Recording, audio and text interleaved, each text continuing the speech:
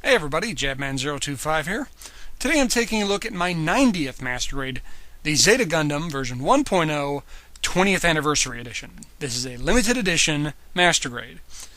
So what do I mean by limited edition Master Grade? Well, on occasion, Bandai will release limited edition Master Grades, or just Gunpla in general, that you can only get in certain ways. Like a clear kit, or clear parts, where they only offer this at certain events and you can only get them at certain places. It's just not generally available to everyone. Or an HD kit, or a extra finish kit is often called, where you get an extra glossy finish. These sometimes are only available for a limited amount of time. Or an alternate color, like the Trans Am Exia here, where you can only get it through a web shop, through Bandai's website. You can only get it that way, or through a second-hand party, of course.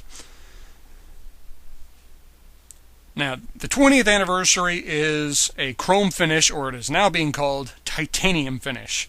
The whole thing, well, not the whole thing, but the most of the kit is chromed out into a shiny metallic finish. And when I mean chromed out, I mean literally mirror finish. You can see yourself in the kit. It is that strong. Yellow becomes gold, red becomes ruby, white becomes silver, and the black turns into a super, super gloss black. And blue comes out to a flat-out sapphire. It is really, really shiny. Hyaku Shiki shiny. Now, the problem with this kit is not everything gets chromed out in this. You can see here's one plate here for the Hyper Mega Launcher, along with some other parts. It just isn't touched. And it comes out in this hideous blue-gray color. And there's some other parts later, which I'll talk about shortly. On the head, you can see the piping for the eyes is clear. I decided just to paint that. It comes with stickers. But you see part of the problem we're going to face on this kit. See those little black sections? Those are nubs where I've cleaned it up. Whenever you get an extra finish, or a chrome finish, or any kind of fancy finish on the kit, nubs stand out like sore thumbs. And on this kit, it is really, really bad. Because nubs were already really bad to begin with, and this really doesn't help. To clean it up, I use this chrome silver. You can see, even though I've cleaned it up, the lines are like fault lines. They're really, really big and stand out. But as you can see here, that center section where it's gold, it should be red.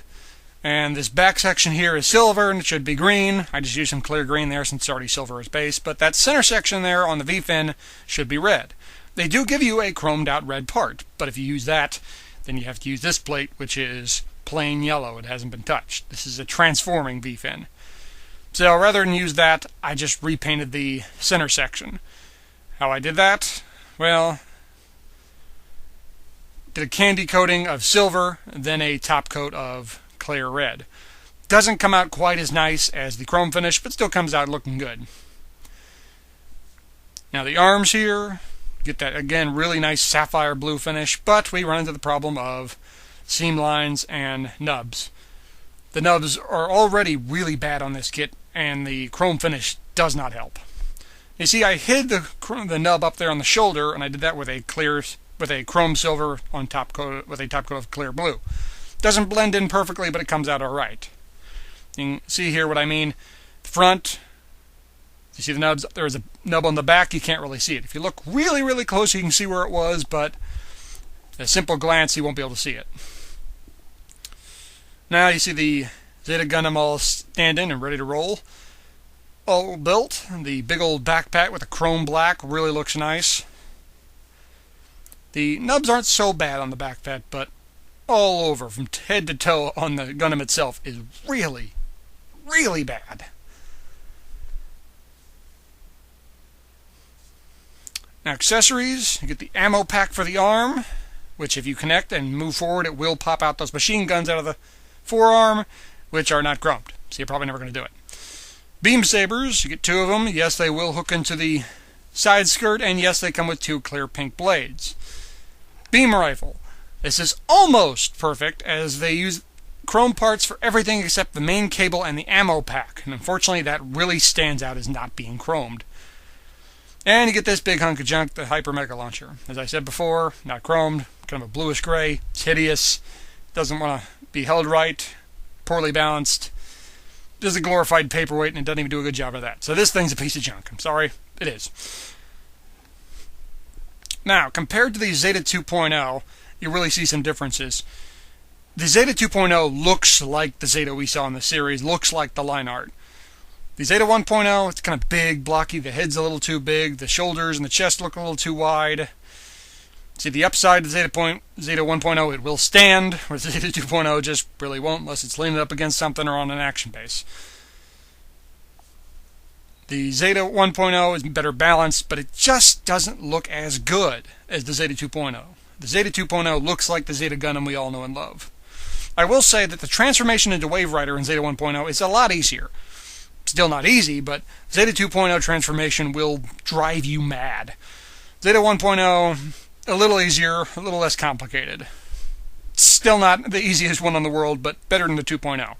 And it comes with a landing gear and a few other little accessories, which aren't chromed in this case. Final thoughts on this kit. I was really debating whether I should give this kit a thumbs up or not. And my colleague and fellow Gunpla builder, Yuri, stepped in and said, if you're really thinking about it that much, it's probably a no. And truthfully, when I think about it, he's kind of right. This kit requires so much effort and so much work to make it look nice. I thought the chrome finish would win me over and let me ignore some of the problems of the fact that it's a 1.0. I'd say, well, don't get the 1.0, but if you get this chrome finish, it makes it alright. It just really doesn't. There's so many problems. There's so much time and effort put into this kit to make it look nice, and in the end, it looks good, but nothing great. It's a case of it's just not worth the effort it takes. So, unfortunately, I cannot give this kit a thumbs up. Well, guys, thanks for watching. Hope you enjoyed this review. Hope you found it informative. If you got any questions, please ask them. I'll answer them as best as I can. Thanks again for watching. You guys know I appreciate it. Please leave a comment. You guys know I love reading them. And stay tuned for more. Next review is coming soon. Thanks again, guys. I'll see you next time. Oh, and one more thing. You know, the sad fact is, this is actually canon. This happened in Mobile Suit Double Zeta Gundam. Yeah. Wasn't quite this shiny, though.